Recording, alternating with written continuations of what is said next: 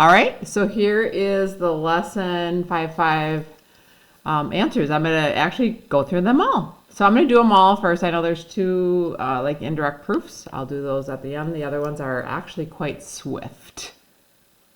Is that proper English? The others will go swiftly. There we go. I'm on report. Okay, so we started with, let me get my little sheet here, 5. And we're doing odds. So it says write the first step of an indirect proof of the given statement. Okay, so literally this is if you are about to start a proof, it always starts with the negation of the statement. So in other words, angle J is not a right angle. So you should have written on your paper, angle J is a right angle. 7, at least one angle is obtuse. You should have said, assume that none of the angles is obtuse. 9, measure of angle 2 is greater than 90.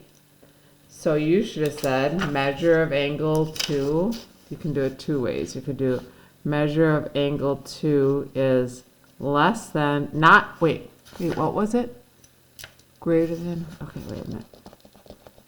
You can use that sign that goes through like that, not greater than 90, or you could have written it as measure of angle 2 is less than or equal to 90, because they both mean the same thing. So if you had either of those, that would be fine.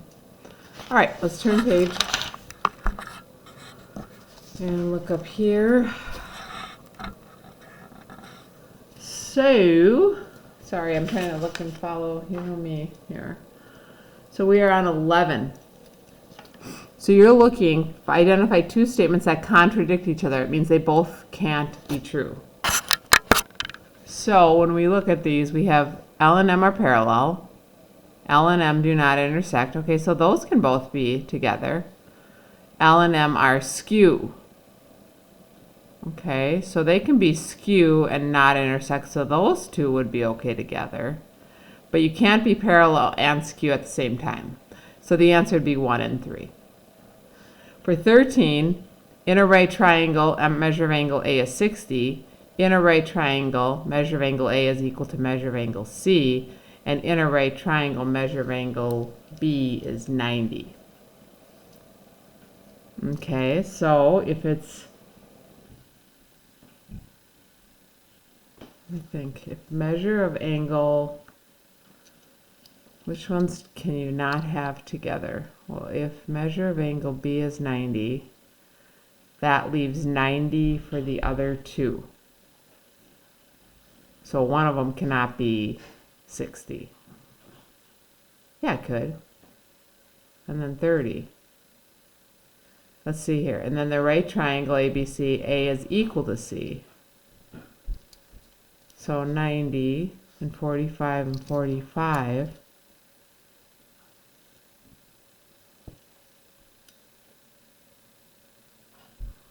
Ah, there it is. In a right triangle, here it is. A is 60, and here it's saying A is congruent to C, so C would have to be 60. So now all of a sudden you have a 60, and a 90. So we don't have. We have over 180. So we have 60 plus 90. So it'd be 1 and 2. 15 I'm going to do on the thing. 19. Over here at 19. If point X is on a perpendicular bisector of AB, then AB is congruent to XA. What are we supposed to do? Write the first step of an indirect proof, which means I'm going to sneeze. Hang on. That is not the first step of an indirect proof. All right. The first step of an indirect proof is to assume the negation. So if you're trying to prove this, then your negation would be to prove this is not, put a straight line right through it. I'm going to do it because it's an erasable pen. Right through it. Not equal, or congruent, I mean, to XA. All right, 20, what's next? 21. The orthocenter is on the triangle. The centroid is on the inside of the triangle. So, and JRK is an obtuse triangle.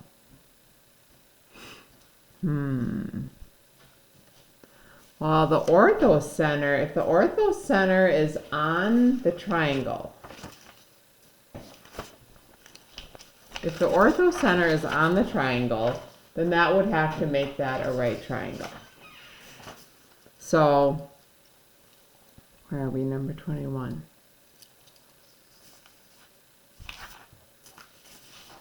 Oh, I just had notes on that. But anyway, the orthocenter, if it's on the triangle, that has to be a right triangle.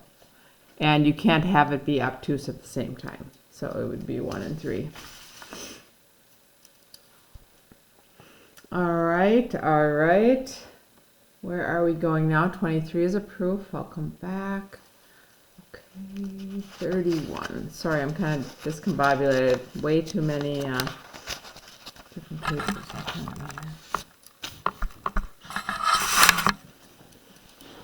So if we look at 31, again, which temporary assumption is the first step of the indirect proof?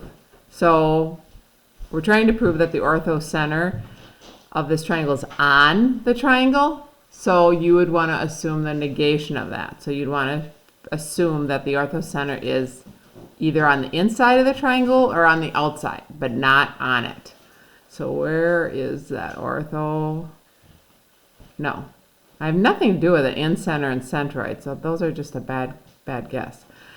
D, it would be D. 32, they give you two congruent triangles. They tell you that L is 39, so that means O must be 39. They tell you P is 61, so that means M is 61. And they just ask you for the third angle. So that's just the triangle sum theorem. So this plus this subtracted from 180 is, boom, G. In this triangle, in this diagram, what are the coordinates of the circumcenter? So remember, oh, I have it drawn in here. If we do this, remember the circumcenter? What was the big circled word? Circumcenter and perpendicular bisectors. So you can actually find the perpendicular bisector because it has to go right through the middle and straight up. So here's one of them. And then this goes up to 3, so it goes like right in between at 1.5. And then this one was going to go right through here too. So it's going to land right here. We know that from these two, because those you can tell exactly. So let's see, what point is that? That is 3, 1.5. So, C.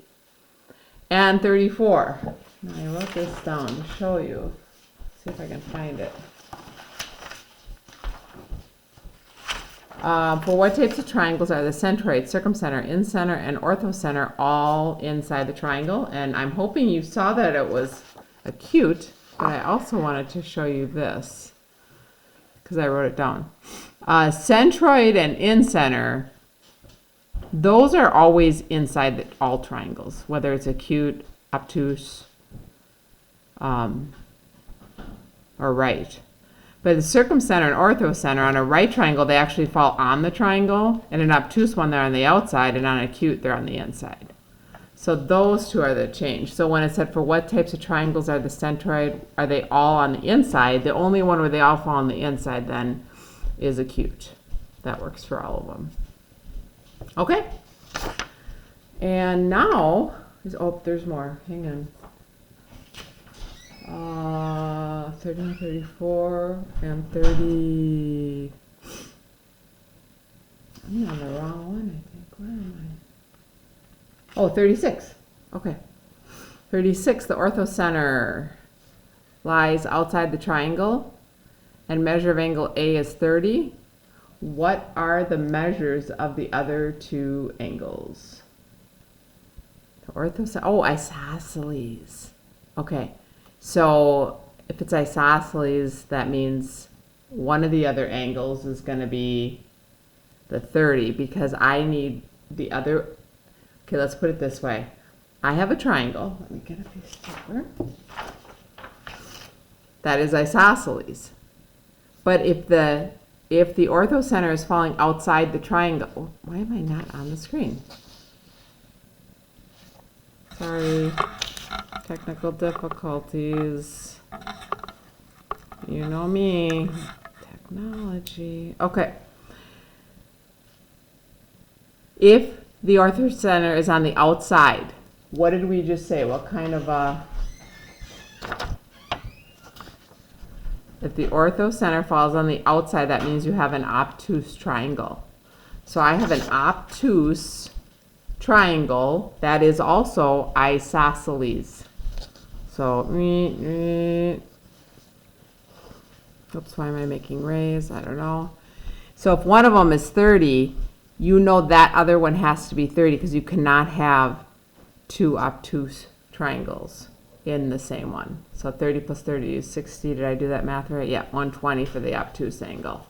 Okay, but I know that these have to be the same because it's isosceles. But I know I can't have two obtuse, so I must have two acute. And since they gave me one of the acutes, the other one has to be the same because this is isosceles. Okay, onward to the proofs, and then we'll call it a day. Let me get my book out of here. I wrote this one down to get ready, this proof. And then this one that you had to do, I actually just rewrote this, but more in step form. So don't be confused by the way I laid it out.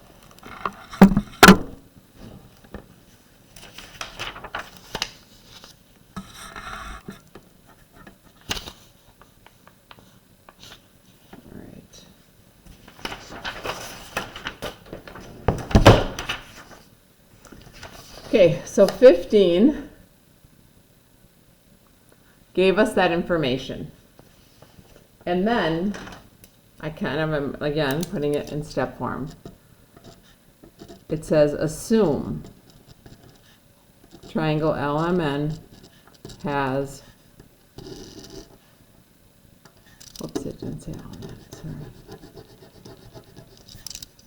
has more than one what? And that was your A. Well, remember, you're always starting with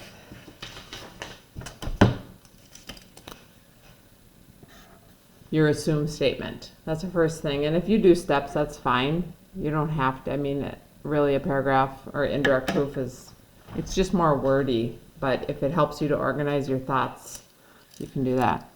So it says assume what? Well, we take our proof, remember, and you assume the opposite of this. So triangle LMN has at most one right angle. So then your assumption would be triangle LMN has more. Let me get a different color. More than one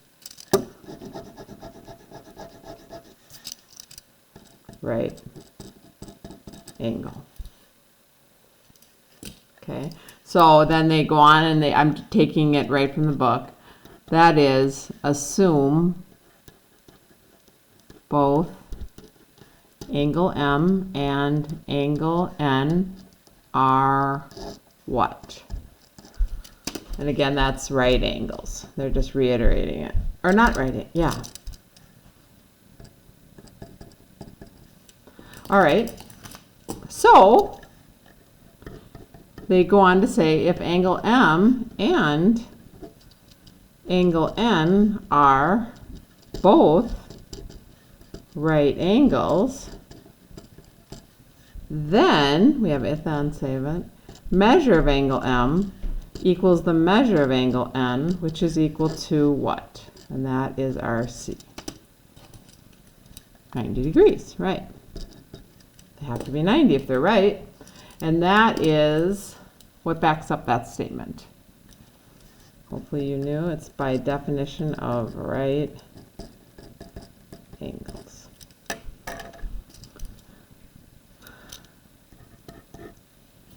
So, following their lead, measure of angle L plus measure of angle M plus measure of angle N equals what?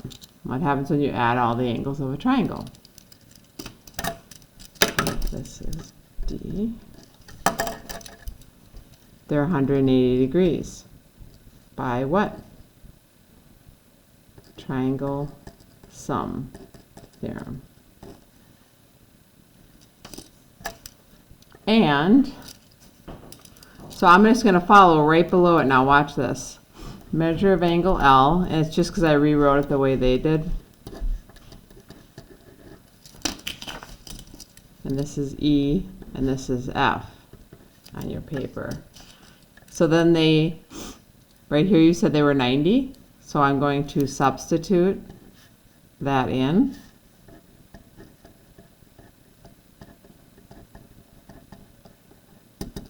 So it's kind of like a proof, although this is a little bit longer than you would normally have done on a proof, but on a different proof. So solving for measure of angle L, right, because that's the only variable left in here is the measure of angle L. We have measure of angle L plus 180 equals 180. I'm going to subtract 180.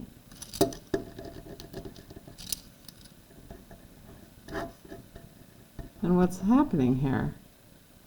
Ah, that's my G. Right? We get a 0 degree angle. So there is no triangle then. You can't have an angle with 0, which contradicts, highlight, because that should always end up coming in here where you state that you have a contradiction, contradicts the given. That you were given triangle LMN. You were given that you had a triangle. So if you're here and you're saying, no, I don't have a triangle, we have a contradiction. You can't have a triangle and not have a triangle at the same time. Okay? So then, assumption that triangle LMN has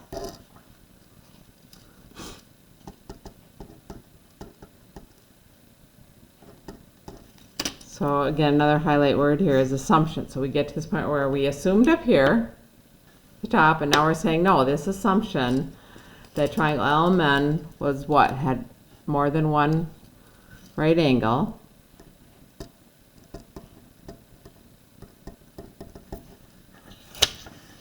Same as right up here, what you assumed. You assumed to have more than one right angle. Now you're saying the assumption that it has more than one right angle is false. Okay, so you have proven this through the back door, so to speak. You've assumed that you don't have, you have assumed the opposite of what you're proving. And when that hits a contradiction, then we can assume now, in the last statement, so triangle LMN has what? At most one right angle. I sure hope, I'm sure there's a mistake somewhere in here because I was writing all these different things. I hope I didn't miss something. But so I want you to look at this though. So when you have a given and a proof, you assume the opposite, and then you work through it till you get to something like, well, wait a minute. If one's a right angle and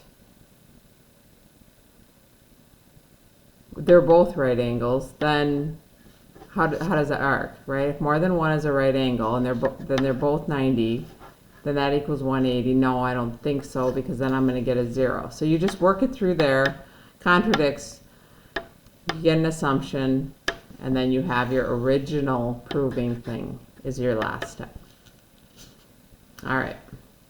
It's almost tougher when they have it laid out, I think, actually, than when you just do it yourself. I know when you wouldn't think so, but I'm kind of doing. I'm going to get rid of the orange because now I'm worried that the people in the back can't see. Can you guys see in the back row? Oh, let's just try a nice, vibrant Packer color mixed with the Viking color. All right, so 23, we are given this triangle, and we're told it's isosceles. That's given. Then it says prove that neither base angle is a right angle. Okay, so how do I start? I'm hoping you all can get the start. You assume the opposite of what you're proving. Okay, so assume. So neither base angle is a right angle. So we're going to assume that at least one base angle is a right angle. Okay, there's my assumption.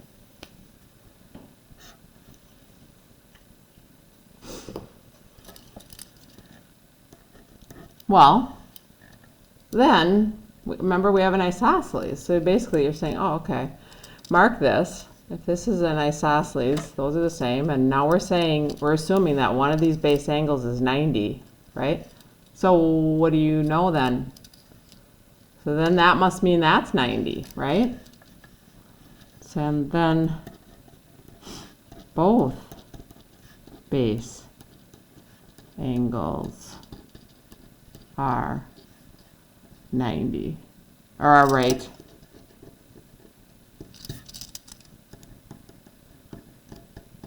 Angles by what? What theorem tells you that? Isosceles triangle theorem. Remember, it says if you have two sides of the same, the base angles have to be the same. So now this is what we're saying. But wait a minute, how can that be, right? Because if these are right angles, if two lines are perpendicular to the base, which essentially is what you'd end up having, right? You'd have two right angles like that as x and y. That's really what you're saying. I mean, that's clearly those aren't 90. This is 90. So if two lines are perpendicular to the same base, then those lines are what?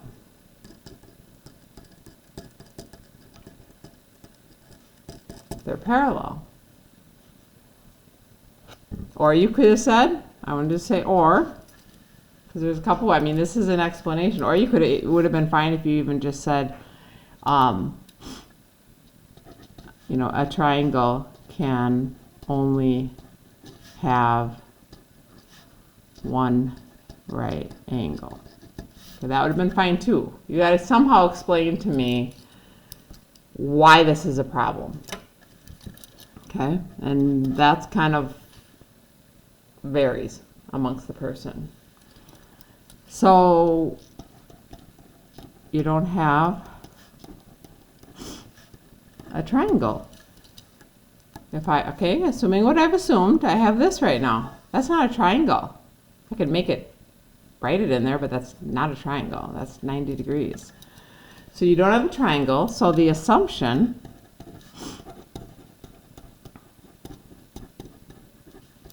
that at least one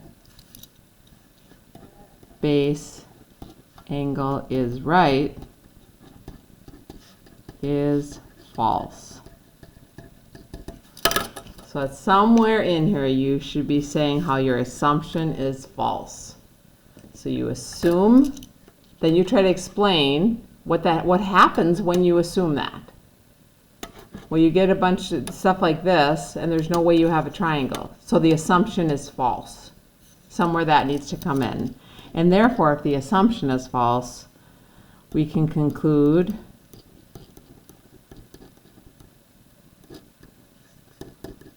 that neither base angle is a right angle. Okay, so you can conclude your proof statement right there. Slide it up. Right, you can conclude this. So this is concluded at the very end. So I hope that's helpful. And I know they're tough. They are tough. I'm really looking strongly on these problems for you to make your assumption. That's the opposite of this. Give me an explanation of what the problem with that is when you assume that. State that your assumption then is false, and then conclude, make your conclusion that the proof, okay, I can't see at once here. This is the problem. Make your conclusion that your proof is true and right. Okay? So again, assume the opposite. Explain why that's a problem. When you figure out that you have a problem, you can make the assumption that this was then false. Therefore, this must be true. You can conclude that. Okay? All right. Take care. Bye.